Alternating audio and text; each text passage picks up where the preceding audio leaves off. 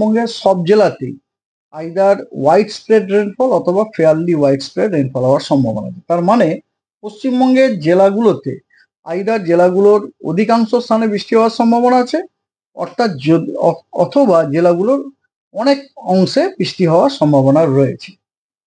ঠিক আছে, আর ডিটেলটা তো আপনারা পেয়ে যাবেন আমাদের বুলেটিন থেকে। তো এনিহাও হোয়াইট স্প্রেড রেনফল যে সমস্ত জেলাগুলোতে দেওয়া হয়েছে সেই জেলাগুলোর মধ্যে পড়ছে নদিয়া, উত্তর দক্ষিণ 24 পরগনা, পূর্ব পশ্চিম মেদিনীপুর, হুগলি, হাওড়া। আর বাকি জেলাগুলোতে, দক্ষিণবঙ্গের বাকি জেলাগুলোতে ফেয়ারলি হোয়াইট স্প্রেড, অর্থাৎ এই জেলাগুলোর অনেক জায়গাতে বৃষ্টি হওয়ার সম্ভাবনা রয়েছে। আর উত্তরবঙ্গের কিন্তু সব জেলাতেই হোয়াইট স্প্রেড রেনফল হওয়ার সম্ভাবনা রয়েছে। পশ্চিমবঙ্গের প্রায় সব জেলাতেই হোয়াইট স্প্রেড রেনফল হওয়ার সম্ভাবনা আছে, এক্সেপ্ট দার্জিলিং, কালিম্পং, জলপাইগুড়ি, আলিপুরদুয়ার এবং কোচবিহার। এই 5টি জেলাতে ফেয়ারলি হোয়াইট স্প্রেড রেনফল হওয়ার সম্ভাবনা আছে, অর্থাৎ আগামীকাল পশ্চিমবঙ্গের জেলাগুলোর অধিকাংশ স্থানেই বৃষ্টি হওয়ার সম্ভাবনা রয়েছে, এক্সেপ্ট উত্তরবঙ্গের একদম উত্তরের 5টা জেলা। 18 তারিখ আগামী পরশুদিন দক্ষিণবঙ্গের সব জেলাতে হোয়াইট স্প্রেড রেনফল হওয়ার সম্ভাবনা রয়েছে, অর্থাৎ দক্ষিণবঙ্গের সব জেলাগুলোর অধিকাংশ স্থানেই বৃষ্টিপাত হওয়ার সম্ভাবনা আছে এবং উত্তরবঙ্গের সব জেলাগুলোতে ফেয়ারলি হোয়াইট স্প্রেড রেনফল হওয়ার সম্ভাবনা রয়েছে, অর্থাৎ উত্তরবঙ্গের সব জেলাগুলোতেই অনেক স্থানেই বৃষ্টি হওয়ার সম্ভাবনা আছে। ওটা হচ্ছে 18 তারিখ। পশ্চিমবঙ্গের সব জেলায়, উত্তর দক্ষিণবঙ্গের সব জেলাতে হোয়াইট স্প্রেড রেনফল হওয়ার সম্ভাবনা আছে, অর্থাৎ 19 তারিখে পশ্চিমবঙ্গের সবকটা জেলারই অধিকাংশ স্থানেই বৃষ্টির সম্ভাবনা রয়েছে। 20 তারিখে দক্ষিণবঙ্গের সব জেলায় ফেয়ারলি হোয়াইট স্প্রেড, উত্তরবঙ্গের সব জেলায় হোয়াইট স্প্রেড রেনফল হওয়ার সম্ভাবনা রয়েছে। এটা গেল 20-21 both, it is should not only 20-21 both. আর 22 তারিখে উত্তরবঙ্গের সব জেলা হোয়াইট স্প্রেড, দক্ষিণবঙ্গের পূর্ব মেদিনীপুর, উত্তর এবং দক্ষিণ 24 পরগনাতে হোয়াইট স্প্রেড এবং বাকি জেলাগুলোতে ফেয়ারলি হোয়াইট স্প্রেড রেনফল হওয়ার সম্ভাবনা রয়েছে।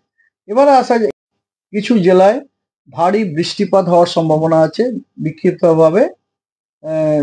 সেই জেলাগুলো হলো উত্তর এবং দক্ষিণ 24 পরগনা, পূর্ব এবং পশ্চিম মেদিনীপুর, এবং তার সাথে প্রত্যেক জেলাতেই বিক্ষিপ্তভাবে থান্ডারস্টর্ম, লাইটনিং এবং ঝোড়ো হাওয়া 30 থেকে 40 কিলোমিটার প্রতি ঘন্টায় থাকার সম্ভাবনা রয়েছে। আর দক্ষিণবঙ্গের বললাম, এবারে উত্তরবঙ্গের উত্তর দিনাজপুর, দক্ষিণ দিনাজপুর এবং জলপাইগুড়ি, এই 3টি জেলাতে বিক্ষিপ্তভাবে ভারী বর্ষণের সম্ভাবনা রয়েছে এবং মালদা, দক্ষিণ দিনাজপুর, উত্তর দিনাজপুর, এই 3টি জেলাতে আপনার থান্ডারস্টর্ম উইথ লাইটনিং, তার সাথে ঝোড়ো হাওয়া 30 to 40 কিলোমিটার প্রতি ঘন্টায় থাকারও সম্ভাবনা রয়েছে। 17 তারিখে দক্ষিণবঙ্গের সব জেলাতে আপনার বিক্ষিপ্তভাবে ভারী বর্ষণের সম্ভাবনা আছে এবং তার সাথে কিছু জেলা যেমন বাঁকুড়া, পূর্ব বর্ধমান, পশ্চিম মেদিনীপুর এবং দক্ষিণ 24 পরগনা, এই জেলাগুলোতে কিন্তু ভারী থেকে অতি ভারী বর্ষণেরও সম্ভাবনা আছে এবং এই জন্য এই জেলাগুলোতে আপনার কমলা সতর্কবার্তাও জারি করা হয়েছে 17 তারিখের জন্য। এবং এটা বাদ দিলে দক্ষিণবঙ্গের সব জেলাতে কিন্তু বিক্ষিপ্তভাবে থান্ডারস্টর্ম, লাইটনিং, ঝোড়ো হাওয়া 30 থেকে 40 কিলোমিটার প্রতি ঘন্টায় থাকার সম্ভাবনা রয়েছে এবং সব জেলাতেই বিক্ষিপ্তভাবে ভারী বর্ষণেরও সম্ভাবনা আছে। আর উত্তরবঙ্গের জলপাইগুড়ি, আলিপুরদুয়ার, এই 2 জেলাতে বিক্ষিপ্তভাবে ভারী বর্ষণের সম্ভাবনা রয়েছে এবং উত্তরবঙ্গের জলপাইগুড়ি, উত্তর দিনাজপুর, দক্ষিণ দিনাজপুর এবং মালদা, এই 3টি জেলাতে বিক্ষিপ্তভাবে বজ্রবিদ্যুৎ হওয়ার সম্ভাবনা আছে। 18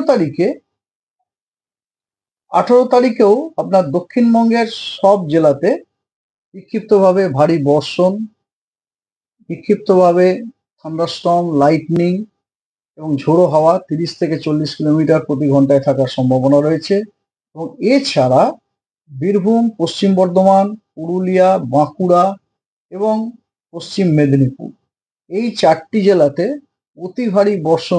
ভারী থেকে অতি ভারী বর্ষণের কিন্তু সম্ভাবনা রয়েছে এবং সম্ভাবনাটা একটু বেশি, সেই কারণে ওখানে কমলা সতর্কবার্তাও দেওয়া হয়েছে। এবং এগুলো হচ্ছে সব দক্ষিণবঙ্গের জেলা বললাম। উত্তরবঙ্গে আলিপুরদুয়ারে বিক্ষিপ্তভাবে ভারী বর্ষণের সম্ভাবনা আছে এবং জলপাইগুড়ি, কুচবিহার, উত্তর দক্ষিণ দিনাজপুর এবং মালদা, এই জেলাগুলোতে বিক্ষিপ্তভাবে বজ্রবিদ্যুৎ হওয়ার সম্ভাবনা আছে।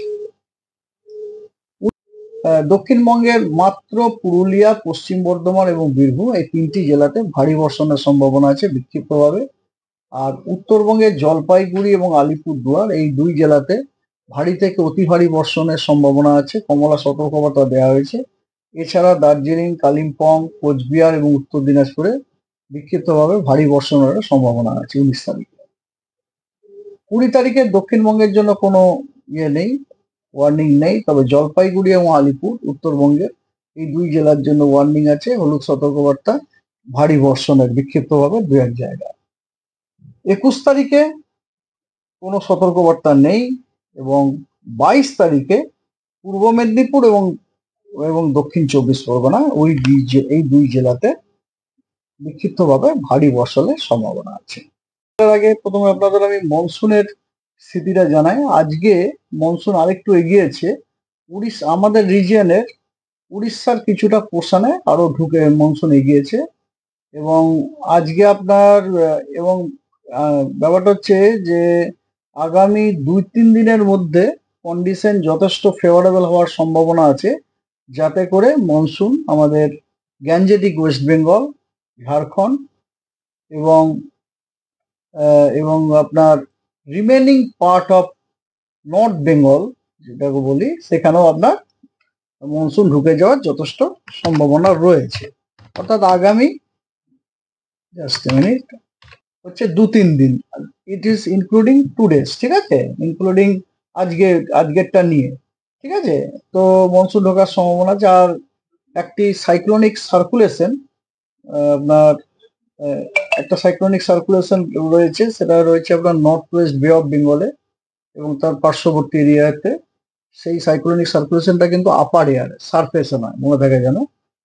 মানে এটা হচ্ছে আপনার সমুদ্রপৃষ্ঠ থেকে 1.5 কিলোমিটার থেকে সমুদ্রপৃষ্ঠ থেকে 5.8 কিলোমিটার এই যে লেয়ারটা অ্যাটমসফিয়ারে, এই লেয়ারে আপনার একটা আপার এয়ারে সাইক্লোনিক সার্কুলেশন আছে। কিন্তু এই সাইক্লোনিক সার্কুলেশনটা যতক্ষণ না স্ট্রেচড ডাউন হয়ে সারফেসে আসছে, ততক্ষণ পর্যন্ত এই সাইক্লোনিক সার্কুলেশন থেকে আমরা কোনো বেনিফিট পাবো না in terms of rainfall etcetera, ঠিক আছে।